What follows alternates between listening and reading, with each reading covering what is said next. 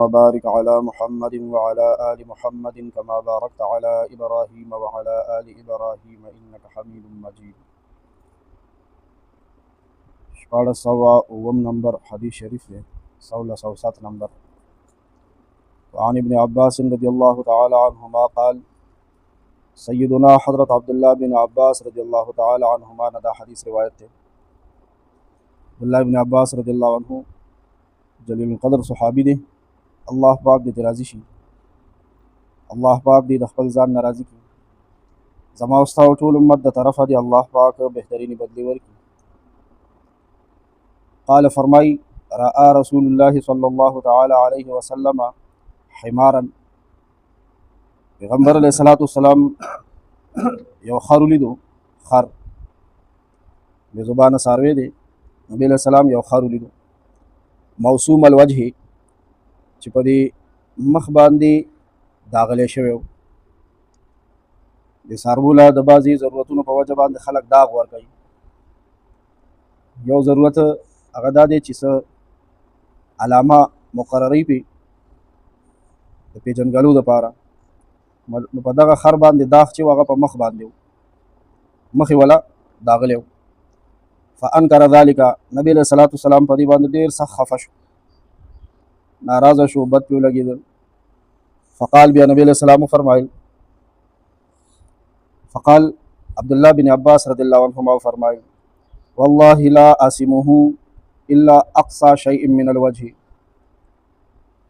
عبداللہ بن عباس رضی اللہ عنہما فرمائی قسم می دی په الله باندې چې زه به داغ نه ورکوم هیڅ شي لا مګر د هغې د مخ په اوچته حصه باندې، ټولو نه اوچته حصه باندې.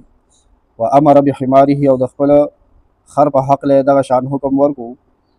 فقویه فی جاعرتیه، نو بیا د دوی چې کوم خر و هغه له داغ ورکړلی شو شاته په ډوډه باندې. فهو اول من کول جاعرتین، عبدالله بن عباس رضی الله عنه ډومبنی هغه شخصیت و هغه صحابي و چې هغه بیا خر له په ډوډي باندې په ډونګه باندې داغ ورکړی دی. رواه مسلم، دا حدیث امام مسلم رحمه الله روایت کړی دی. د حدیث د بیانولو مقصد دا دی د دې واقع که په څاروي باندې علامت لګول غواړي څوک خپله نښه او د هغې دپاره وله داغ ورکوي، د دې څرمنې دا ظاهري چې کوم ویښته دي دا وسوځولی شي، ورباندې یو پوخ چاپ جوړ شي، هغه څرمنې نه لاندې نه کوزېږي، هغه دې څاروي له تکلیف نه ورکوي. صرف دا د څرمنې چې کوم ویښتي که نه نو دا وسوځي، څرمنې لا تکلیف نه ورکوي چې هغې نه وینې وزېږي او هغه زخمي شي د علامت په طور باندې. نو دې سره بیا دغه خپل علامې والا مالک په نورو خرونو کې د خپل خر خپل څاروی پیژنګلو دپاره و. خو دغه چې نبی علیه السلام وکته نو په مخ باندې ولا دا نشان جوړ کړی و. که په مخ به وله دا نشان جوړولو او که په ډونګه باندې به وله جوړولو، دې سره به څاروي ته تکلیف نه کېدو. خو د دې څاروي چهره هغه به ورسره نور هم بدرنګه شوه د داغ سره او نشان سره. زمونږ رحمت للعالمین پیغمبر صلی الله علیه وسلم د څاروو په حق هم دا خبره نه ده خوښه کړې چې څاروی دې هم بدرنګ کړلی شي.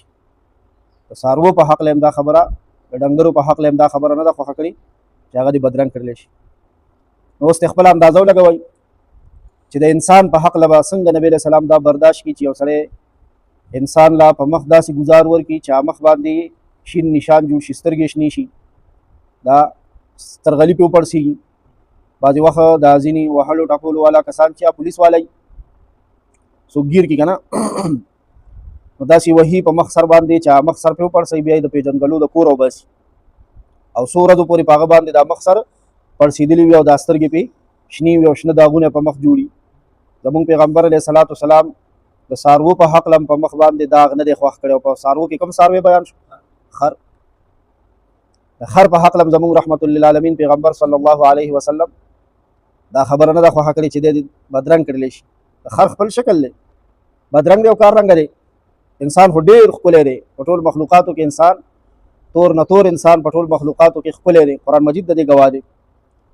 نو اصل مقصد دا دی چې انسان به په مخ باندې داسې پړق ووهلی شي، ګزار ووهلی شي چې هغې سره د هغه شکل خراب شي، بدرنګ شي، لکه دا ځینې وهل په خپلو کې مسلمانان په جنګ شي نو کار یو بل ته په مخ ولګوي، یا زخمی کی یو بل له مخه، یا یو مجرم نیولی هغه له مخ بدرنګ کي، یا دغه شان استاد راولګي هغه د دین استاد یو که د دنیا استاد یو که مصری وي شاګرد ته تعلیم ورکوي هنر ورته ښیي او بیا هغه له د وهلو ضرورت یو بس مخامخ په مخ باندې په څه باندې ووهي نو دا ټول حرام دي په څلور مذهبه حرام دي په مخوال نشته دی د څاروي په مخوال هم نشته دی نو د انسان خو لا تیرې یا یو خاوند را پاس یو ښځه په مخ باندې په ګزار ووهي دا ټول منع دي الله پاک دې مونږ او تاسو کې رحمدلي پیدا کړي او خدای پاک دې یو میږي هم زمونږ د لاسه نه ازاروي یا ارحم الراحمین والجلال والاکرام